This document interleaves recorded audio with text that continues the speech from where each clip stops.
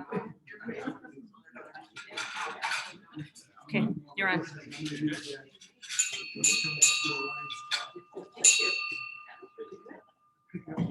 Hello, everybody. Hello. All right.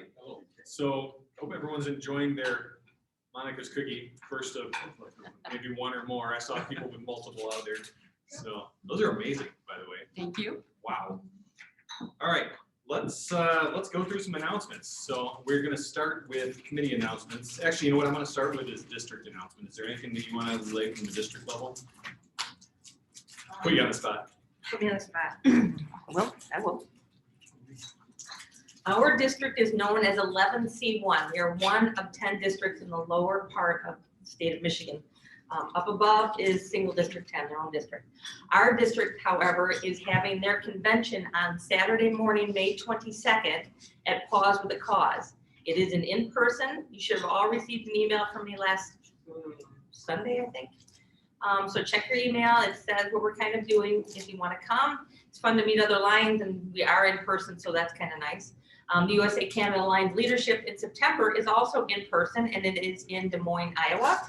It's the first week of September, so it's very early this year. There are over 81 sessions of learning sessions, and we have luncheon programs, and your registration covers your registration and Gary, is it 3 lunches, 2 lunches, 2 dinners, 4 lunches? 4 meals, whatever, 4 meals.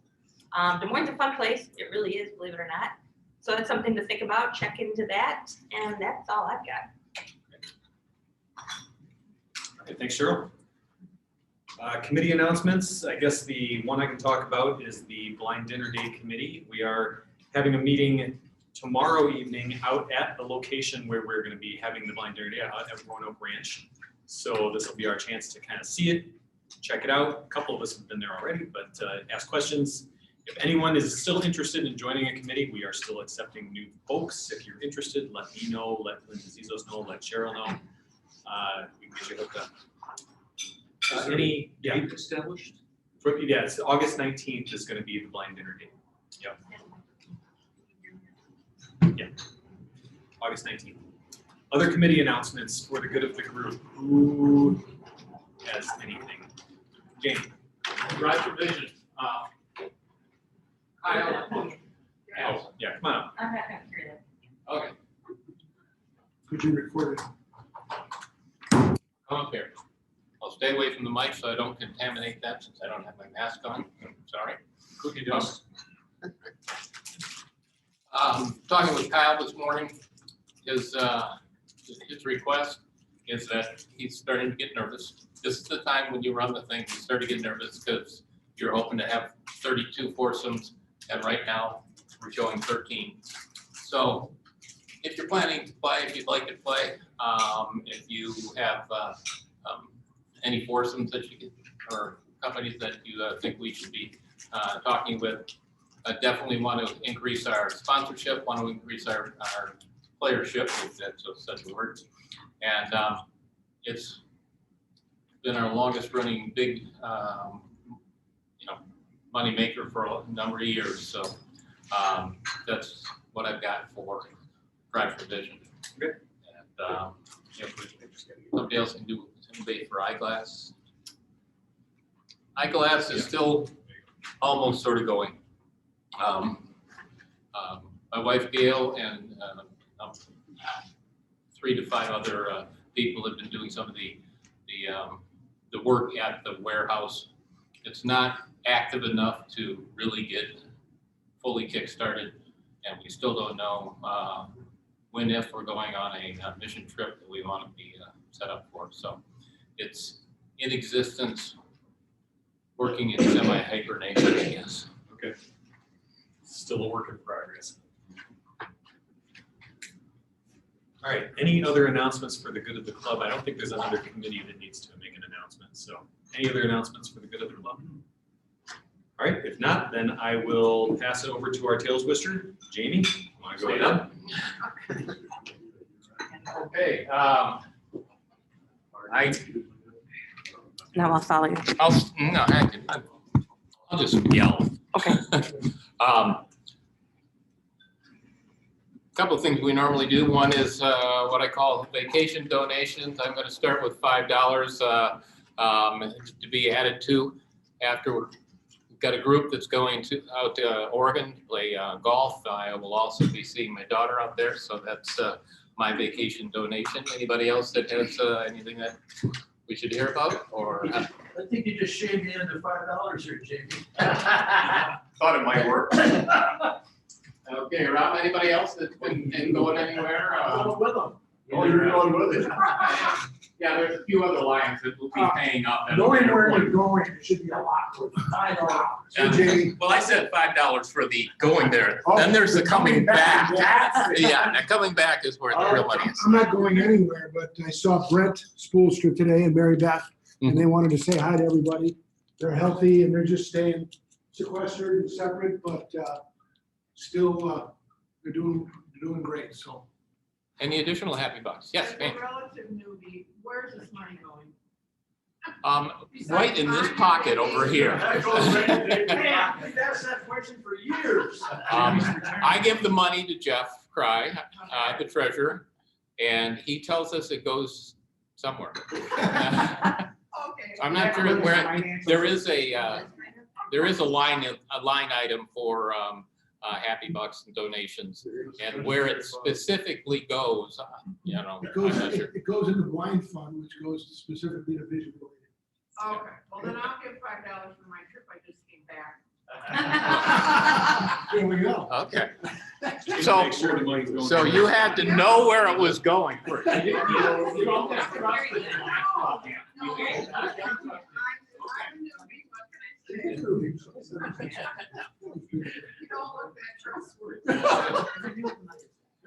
That I can understand.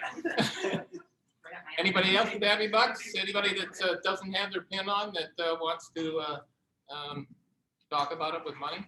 No, okay. Sometimes we can guess from Tail Twister. Do we have any guests here that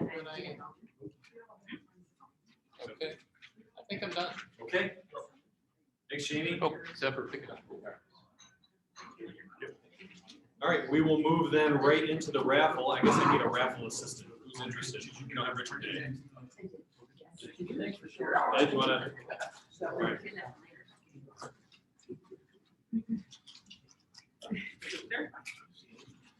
Everybody get out your tickets. See if we can get a winner here.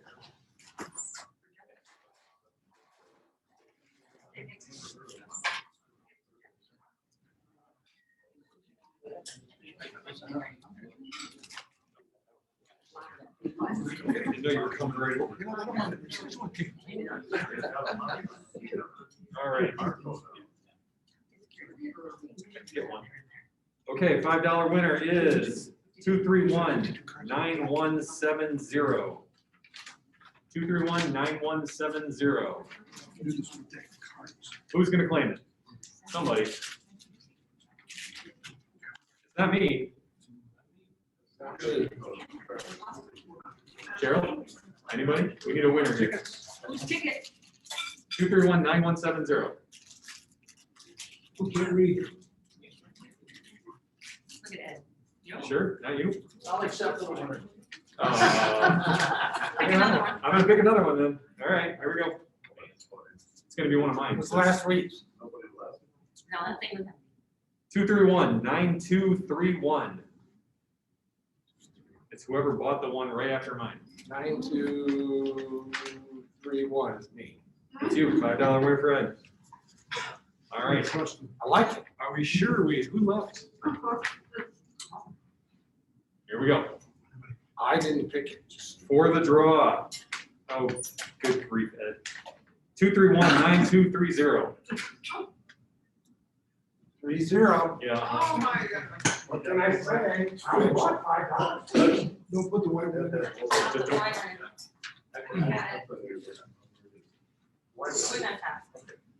So the white one's going in, everyone can see the white, let me show, the white one's going in. It's just Ed, you don't have to put that. It's just that. There's only 42,000. More than that. How many left, Cheryl? A lot. A ton. I'll It's tell you gonna what be you like, like. it's gonna be like a year and a half from now before somebody gets, oh, I got it right here. It's red. Oh, yeah. Okay, I'll show you. Oh, Oh, that's too good. bad. How's she gonna find it? No, I'll have to get it anyway. This many are left. That's a lot. A lot. A lot. Okay, I think at this time, we're gonna move on to our guest speaker, and Mark, are you gonna be doing all of the introduction? Yes. Okay, take it away. So our speaker today is the consummate entrepreneur of the year. Monica Mitsuderi was in corporate life for a while at Hayworth. She graduated from Central Michigan Grand Valley and the Sekia School for Culinary Arts, which appeared to be the big moneymaker because she is the founder and owner, CEO of Monica's Cookies. And you've all had a sample of that. I've got about 3 extra pounds I carry because of this product. But I wanted to have her here today. She was named in 2020 as one of the top 50 small businesses to watch. So it's always exciting to see small business owners develop and thrive. We had the Hills a couple weeks ago from Cottage Bar. And with Monica and her business, she's been on QVC. So she's a TV star, in addition to being a Forest Hills school parent that our kids went to school with as well. She and her husband, Frank, have a marina down in South Haven. So in addition to cookies, they have boats and boat storage and boat slips. So without further ado, Monica Mitsuderi.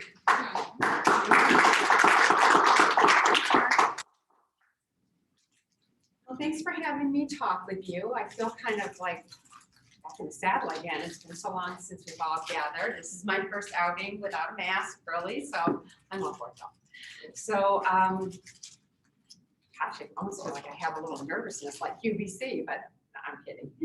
So Mark introduced me as working at Hayworth at the time. I worked in corporate back in 1991. And during that time, I had an issue with the pregnancy of our second daughter, and I was put on bed rest. And so we're talking flat bed rest at home. You don't get up, you don't do anything. So you just get to sit there and think about the food that you really want while you're pregnant.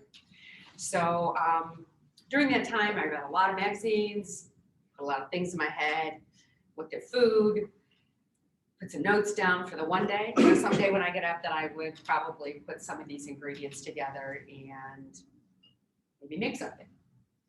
So we're gonna jump ahead a few more years, and I have a baby and she's wonderful. And I start catering because I left Hayworth, which was corporate, and thought, you know, I think I'm gonna cater because I've been to one too many events, weddings, where they threw out celery, carrots, salsa, chips, and said, here's our hors d'oeuvres. And it was a joke that I said, if I go to one more, that's it. And that's what they're serving. I'm gonna start my own catering company. And that's how I started my own catering company, which just simply was Monica's Gourmet Catering. And I did a lot of private events, and then I started catering for a hotel in the South Haven area. We lived outside of the Glen, Fenville area, South Tuck. So we were down there before we moved here. And built up my company quite a bit. And it was always just like, you know, bring something sweet and put it on the menu for lunch. So I kind of dabbled with this cookie, the one day file I pulled out and sort of said, all right, I'll put these ingredients together and we'll put it on. There's a cookie. We moved up to Grand Rapids probably around 96, and here I am once again waiting for our house to be built. So it's kind of in that stalled mode. I can't cook, I can't bake, but there was a lot of things that I could do, like join the Chamber of Commerce, you know, get active in sort of a business that I really wasn't active in yet, but they allowed me to join. And when I started catering again, it was for Spectrum Health, but it was for all their seminars that they were doing. And I would always ask, well, what do you want on the menu? You know, just sandwich stuff, you know, make sure there's something sweet. And so I sort of started developing my product a little better. When they started saying, well, it doesn't really matter what you put on the menu as long as the cookies are on the menu. That was my first aha moment. But I would always ask each time, and about a month later, I asked again, what would you like on the menu? Well, you could probably just put the cookies on the menu and that's fine, and you can leave if you want to. So it really became kind of a moment where it was like the cookies started to take over the catering. And, but I kept at it for a lot of years. I did both. I catered in the morning, I did cookies in the afternoon, and the company started growing with corporate work. We had a couple of people ask us for like 60 tins of cookies with 2 and 3 dozen cookies in it. Well, at that time, I'm using a hand mixer, and you know, you're doing all of this stuff, and now I need help. Okay, you know, you pick your daughter, you pick her friends, anybody that could be in high school, and it just started blossoming from there. Once the cookies started going out as client gifts, it just simply built that way. You received a client gift, now you want to give a client gift, you receive it, and so it just went on down the line. Except I didn't have any retail at that point. We had built a commercial kitchen off of our house, and nobody could really see me. So I was like the local drug dealer going up to the Starbucks and going, here's your package, just give me your cash. But they would always ask, can you just open some sort of retail? You know, we can come in and get a cookie, blah, blah, blah. Fast forward on to all of the swim team girls that worked for me and all of the business that we received. I would hawk all my daughter's swim team meets, and they would just go, yeah, we'll come work for you, we'll come work for you. And the business started to grow, and I had all these swimmers that would come in after their practices. They'd give me a few hours. They would always show up, and then they would leave. All the work would get done, and business would be going out to clients now. So really, the business really started to grow from corporate work that I had done. I was always in corporate. I loved corporate. And then we decided to go and approach Spartan stores. And Spartan stores was a little different. Now I'm dealing with an outlet, you might say. And they had an idea for me to go into the very first new redone D&W, which was Knapp Corner. They were building this, what they wanted to do, this big gourmet area, and they just didn't know what to do with it. So I had an idea that made the boxes that you had the cookies in today was my original thought. But I always have a plan B, and it's kind of like plan B always works for me. And I pulled out these big glass jars full of cookies.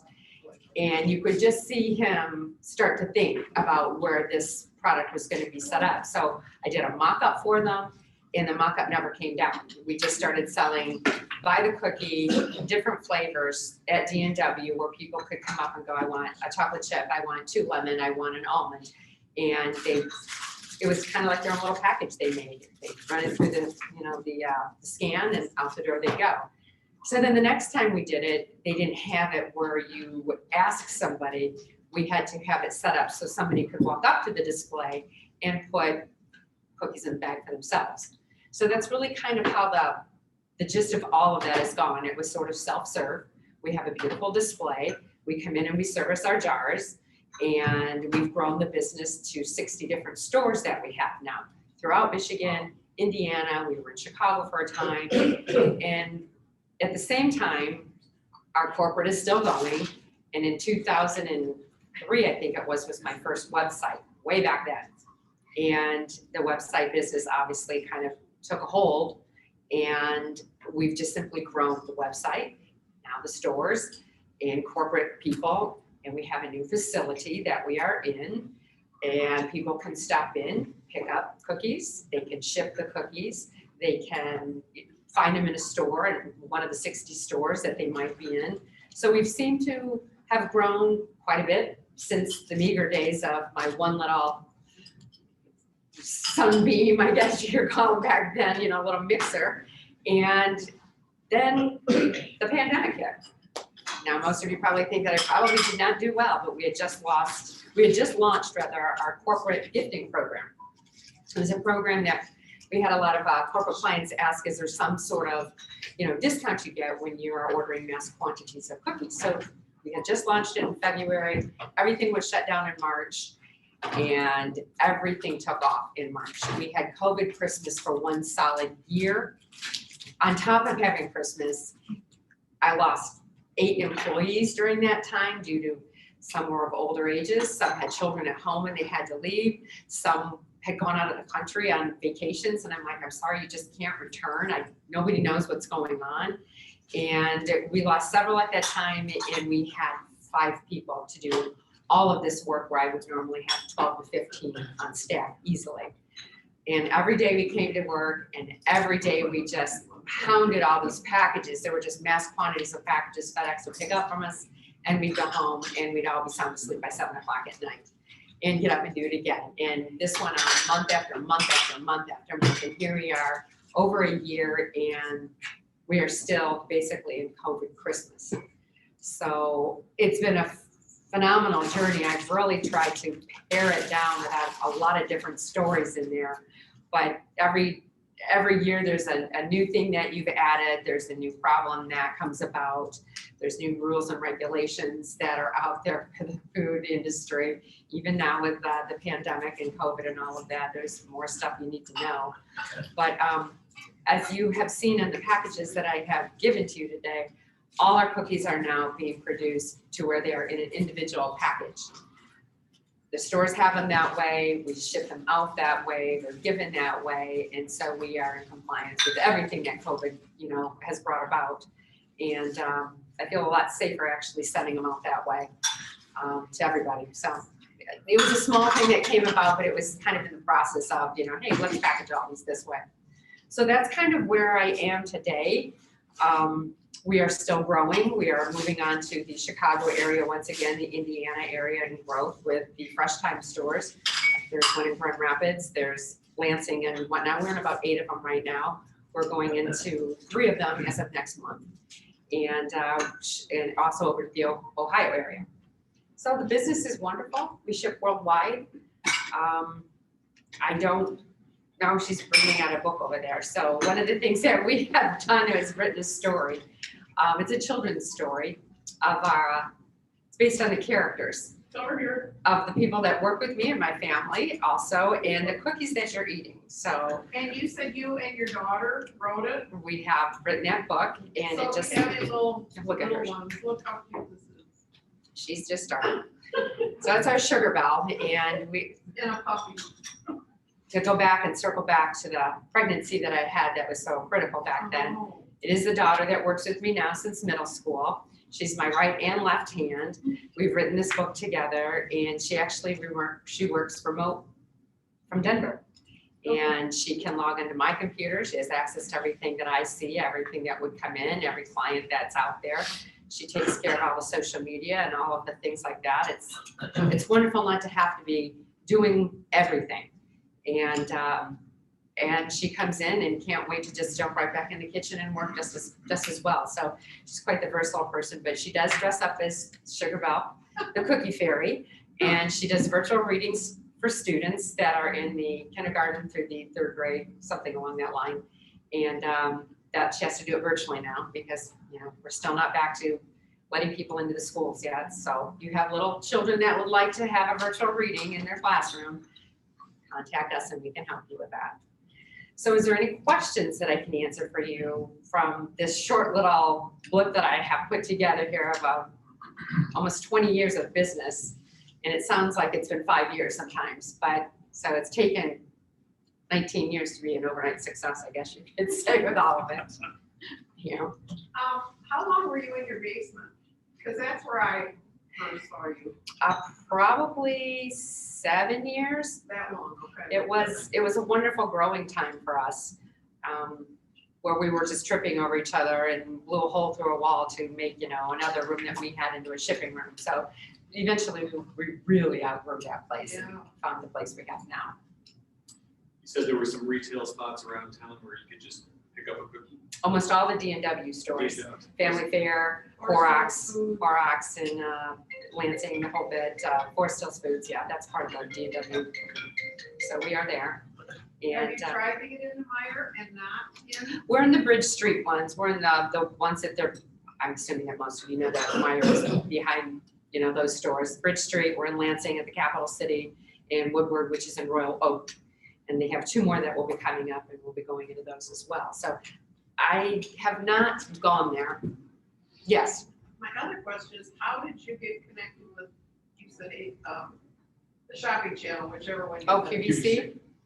I was approached, actually. I was approached by an agent. And my husband is actually, was an agent for entertainment up until COVID. And so I'm like, I don't know if this is for real. Can you just talk to this guy? He sounds pretty legit. And he was a wonderful guy and talked about QVC and going on there, and so I worked with him and went on a few times.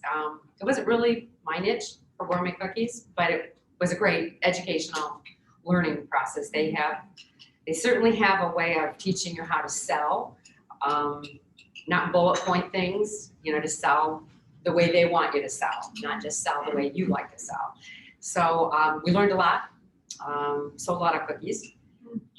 It was something we kind of think about all the time, going, gosh, remember when we were QVC, So I think all these different things have really made our business better. I have a very strong clientele in the sports marketing. We probably had Bill Belichick and the New England Patriots and their clientele for the last 10 years. Last year, of course, nobody was on cookie duty for any of the sports, but from there it went on to the hockey teams and the Orlando Magic. We've been with them for probably 12 years. We just do a lot of corporate business that way. So Are all your cookies made out of here, and when you ship, do you ship them frozen? no, they are shipped fresh. Yeah, they are shipped fresh. They can be frozen up to They're all made out of here Mhm. on 29? they're on the 29th Street location, which is our production facility, but we do have retail right in the front. So yes, they are all made there. Yeah. Any further questions? Yes, sir. You're strictly cookies now? Strictly cookies. I had to focus on just that. We've tried to do some other things from our retail location because we had such a big facility, but we've pretty much consumed all of that with equipment, ovens, mixers, shipping. So, making a sandwich has just become, we are strictly cookies. I'm sure you get this all the time, but do you have a favorite cookie? I still go to chocolate chip every Saturday. That's what I had. Yeah, it's my favorite, but we have cookies that come out of the ovens, or perhaps they get a little squashed in the packaging if it doesn't come out just right. So they're laying all over an area all day long that you can come by and just go, I just want just a sliver of that. And sometimes you're just so tired of smelling the sweet, you're just like, I just want a chocolate chip itself. Just a chip, not a whole cookie. So yeah, I do get asked that quite often. And everybody has their favorites. Yes, Mark? I assume this is not gluten or sugar-free. These are not, but we do offer You them. do have, We offer gluten-free, we offer vegan, sugar-free, and lactation cookies, actually. I know lactation for some of you gentlemen are going, what? I was approached by a couple of doctor nurses that were just like, do you make a lactation cookie? And I'm like, is that really a thing? And they were just like, yes. They help, with the ingredients that you can put together, it actually helps a new mom produce more milk.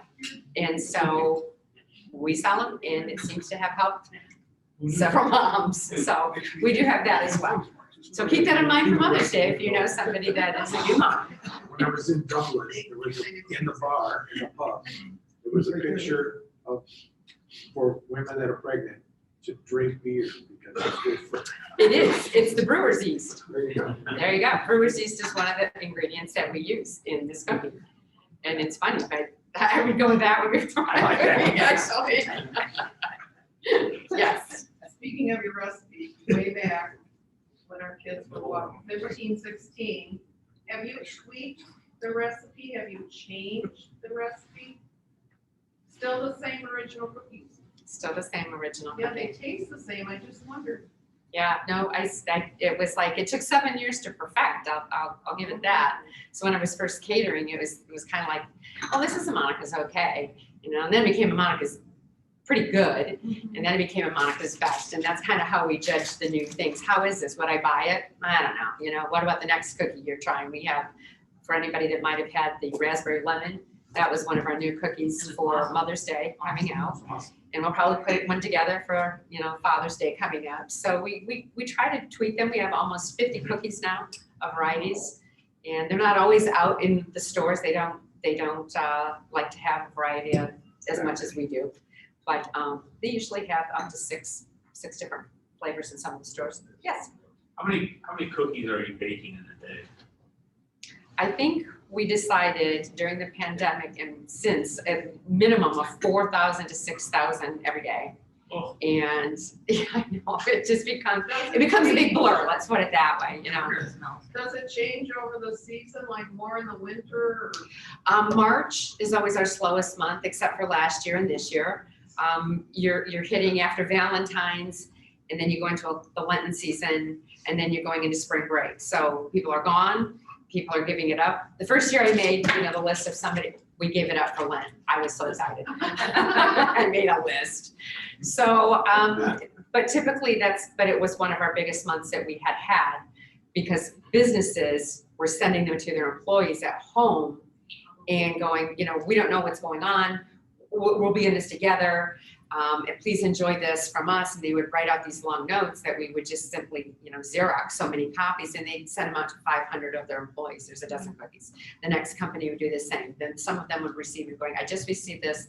I want to do this also. So it just kept going and going and going. And COVID, I didn't bake any bread. I didn't take any pictures for Instagram. We just simply made cookies.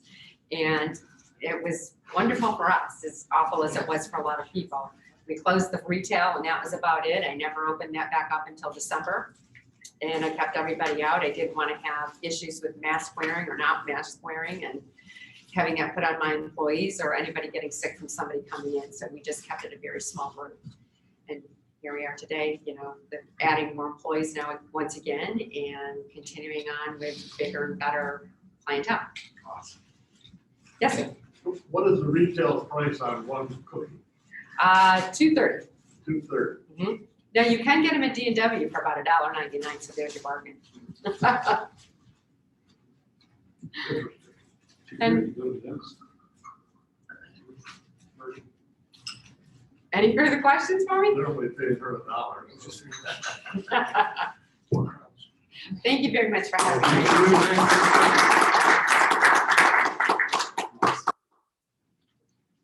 Okay, now it's time for another dessert. What did she put in front of us? Peanut butter or something. Mousse, What'd you think? chocolate. So, Monica, I do want to make sure we give you this. This is a gift from the Lions Club, so just Well, thank you. I appreciate you being appreciate here that. today. So you had coffee with your cookies? Yes, And that happens quite often. Nice big one. thanks again. With that, we are adjourned, everyone. Nice presentation. First things I was. Do you worry about getting knocked off? Are you big enough?